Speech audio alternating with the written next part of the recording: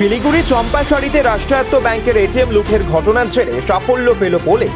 হরিয়ানা থেকে গ্রেফতার করা হয়েছে 3 অভিযুক্তকে। ধৃতরা মোহাম্মদ ইসরাইল, জাভেদ খান ও খুরশিদ।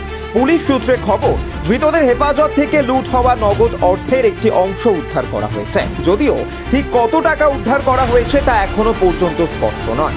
কয়েকদিন আগে শিলিগুড়ির চম্পাশাড়িতে একটি এটিএম থেকে বিপুল পরিমাণ টাকা লুটের ঘটনা ঘটে। ঘটনার পরেই তদন্তে নামে পুলিশ।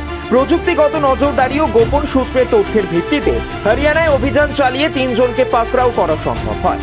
পুলিশের প্রাথমিক অনুমান, এই 3 জন একটি সংঘবদ্ধ অপরাধ চক্রের সক্রিয় সদস্য। এদের বিরুদ্ধে অন্য রাজ্য একই ধরনের অপরাধে যুক্ত থাকার সম্ভাবনা রয়েছে। ধৃতদের প্রাথমিক জিজ্ঞাসাবাদ করে এই চক্রের অন্য সদস্যদের খোঁজে তল্লাশি চালাচ্ছে পুলিশ। পুলিশ সূত্রে খবর, এই চক্রের আন্তর্জাতিক বা আন্তঃরাজ্য জালিয়াতি চক্রের সঙ্গে যোগ রয়েছে কিনা তাও খতিয়ে দেখা হচ্ছে। আপাতত ধৃতদের আদালতে পেশ করে তাদের পুলিশ হেফাজতে নেওয়ার আবেদন করা হবে বলে জানা গিয়েছে। শিলিগুড়ি থেকে পার্থপ্রতিম দাসের রিপোর্ট, খবর বাংলা।